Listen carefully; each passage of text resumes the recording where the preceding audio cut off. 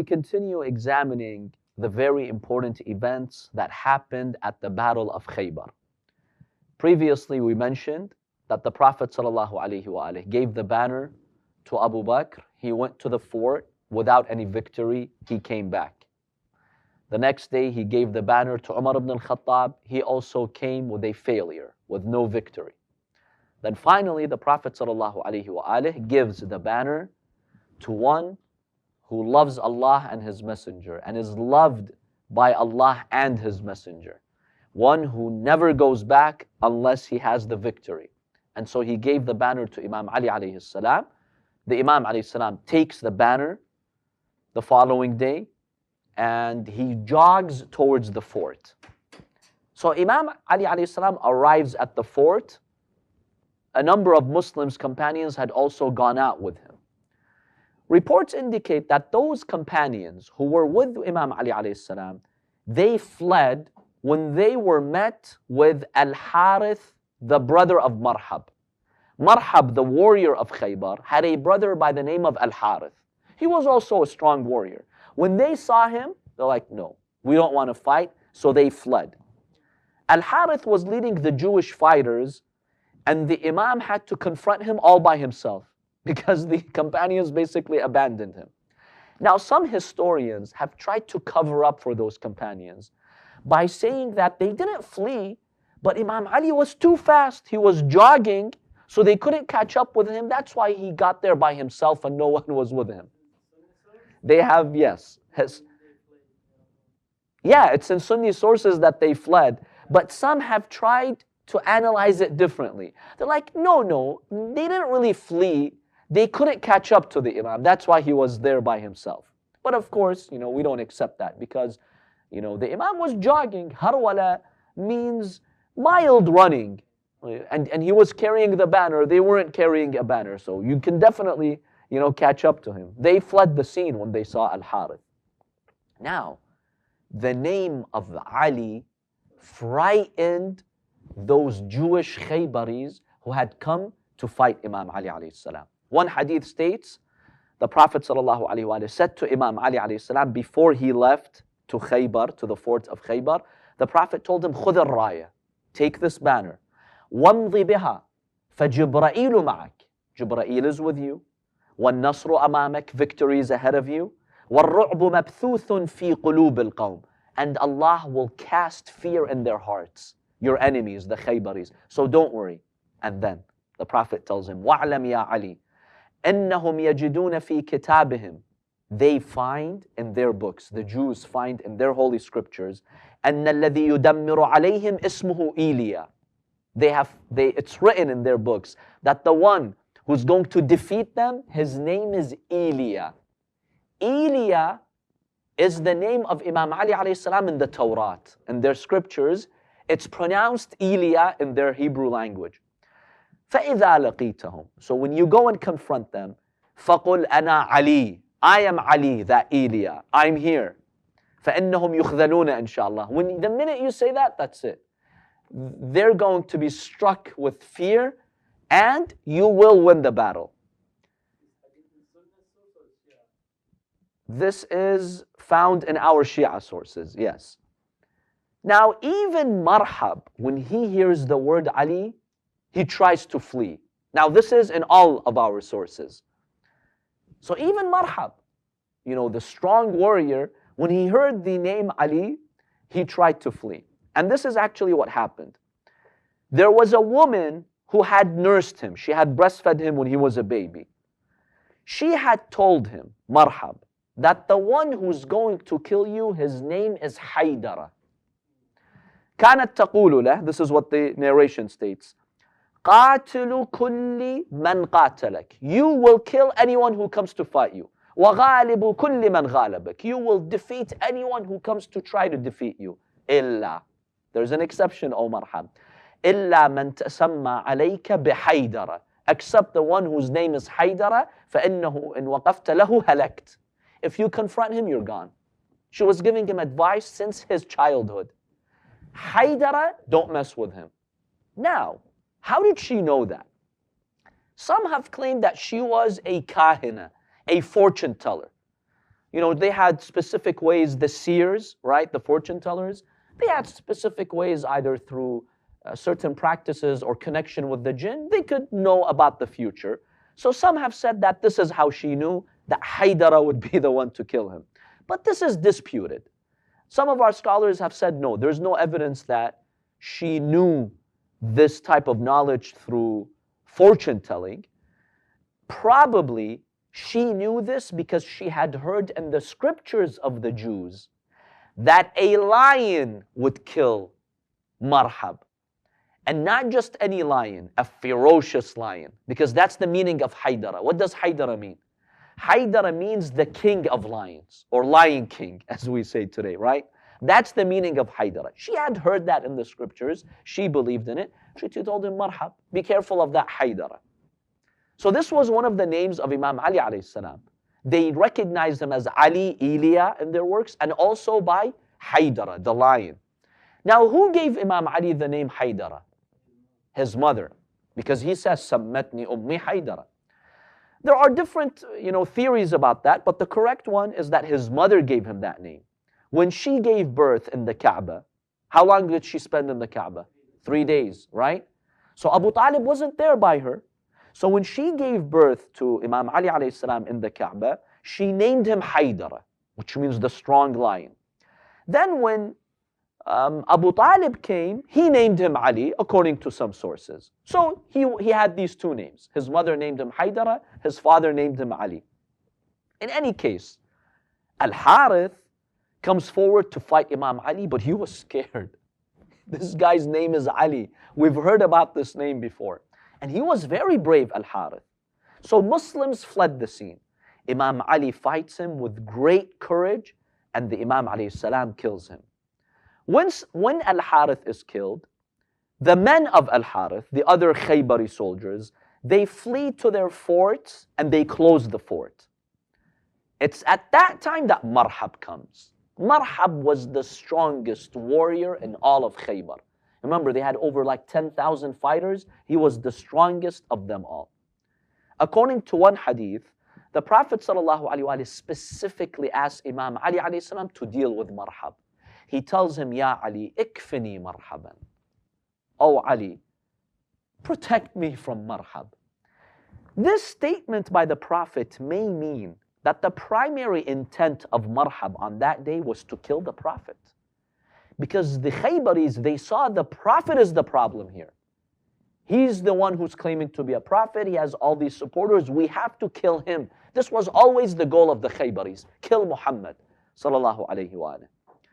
So his intent was to kill the Prophet and bring a swift end to the religion of Islam. Marhab didn't care about anyone else, these other companions. He didn't really care. His primary target was who? The Prophet. That's why the Prophet tells Imam Ali, ikfini marhaban. Go and save me from Marhab. So the Imam alayhi salam goes to confront Marhab. He comes and he was a strong warrior, subhanallah. Sometimes one of my wishes in my life, I ask Allah subhanahu wa ta'ala, oh Allah, on the day of judgment, just show us those scenes where Amir al-Mu'mineen alayhi salam confronts these evil ones. We just want to see those victories.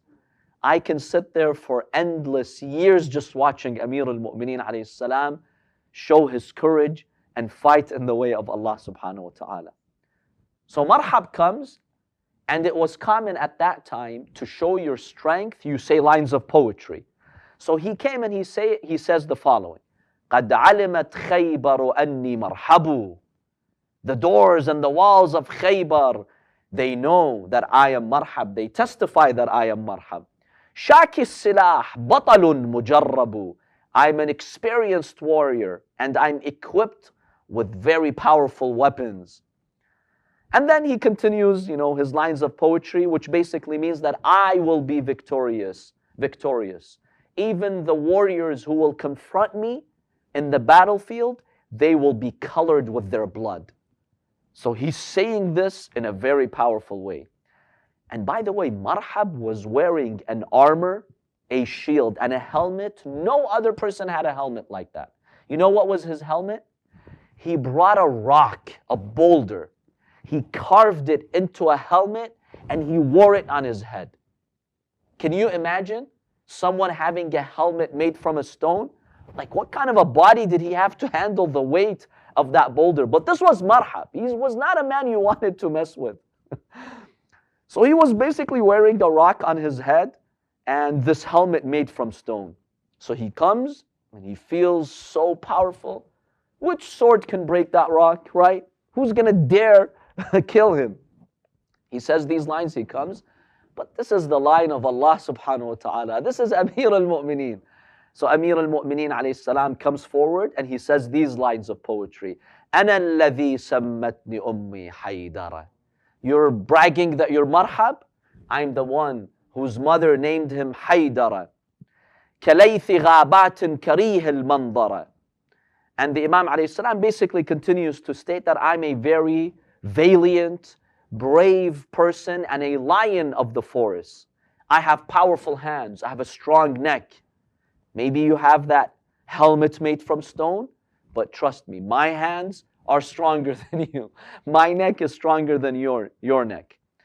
In the battlefield, I strike the people with awe like a lion. Beautiful lines in poetry. أضرب بالسيف وجوه الكفرة ضرب غلام ماجد حزورة أكيلكم بالسيف كيل السندرة. Beautiful lines in Arabic.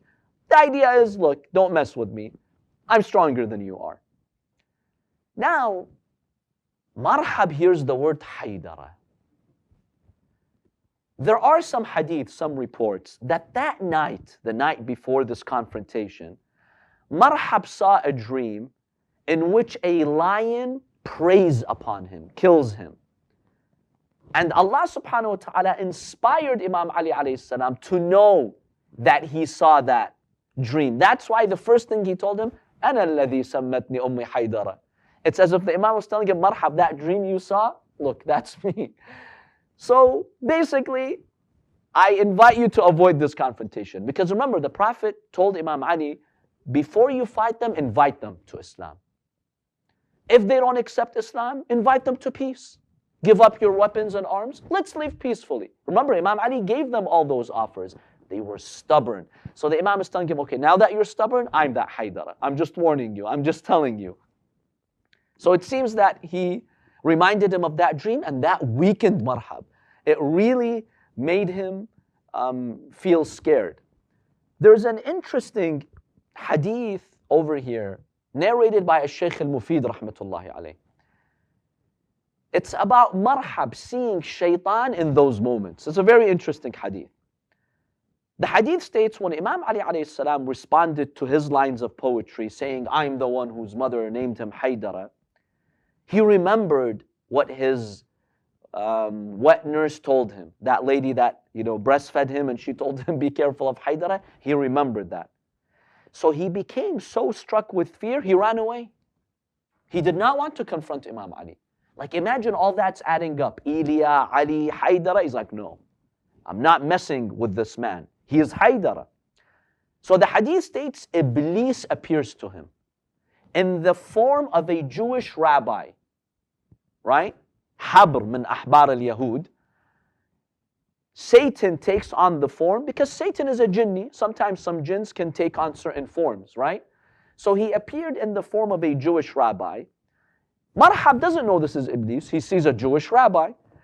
So that Jewish rabbi tells him, where are you going, O Marhab? Ila ayna ya Marhab? Where are you going? Marhab says to him, قَدْ تَسَمَّى عَلَيَّ هَذَا الْقَرْنْ بِحَيْدَرَ. This young man is calling himself Haider. I don't want to mess with him. Iblees tells him in the form of that rabbi, فَمَا Haider? So what's the big deal if he's Haider? So he tells him, no, that lady has warned me about Haider. She told me that the one who's going to kill you, his name is Haider. So I don't want to take any chances. Subhanallah, look at the tactics of shaitan. Iblees tells him, shame on you. First of all, you think there's only one Haider out there in the world? Maybe there are other Haidaras. Who says that this is the Haider that's going to kill you? See, he's confusing him. Number two, he tells him, and it's a shame you run away from this young man with your big body like that, just because a woman said something to you. You take the words of a woman when women get it wrong more than they get it right. I think Iblees may have gotten this one right. I'm just kidding. La'natullah ala Iblees. We don't agree with his statement. So he says, you know, you take the words of a woman when women get it wrong more than they get it right. And then again, he tells him there's many Haidaras out there in the world. Go back. Perhaps you may kill him. If you kill him, you'll be the master of your people.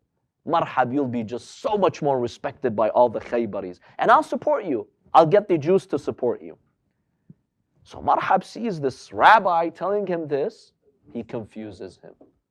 So he's like, okay, I'm not running away. Seriously, why am I running away? Because some woman said something. Who says she's right? He really confused him.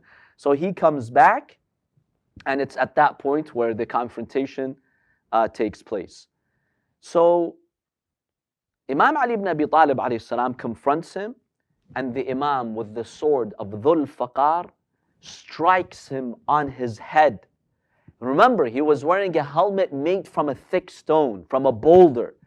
The strike of Imam Ali alayhi salam was so powerful, it split the rock open, his head open up until his teeth. These are the historical reports. I know this is graphic, but just know the power of Amir al-Mu'mineen. You have someone who's maybe double his size. He's so strong. He's wearing a helmet made from stone. But one strike from Ali ibn Abi Talib alayhi salam splits his head up until his teeth in half. So he falls to the ground. When Marhab falls to the ground, the Jews start yelling, Marhab has been killed, Marhab has been killed. And they're struck with terror and they flee into their forts. So this is how Allah subhanahu wa ta'ala gives victory to Amir al-Mu'mineen salawatullahi alayhi.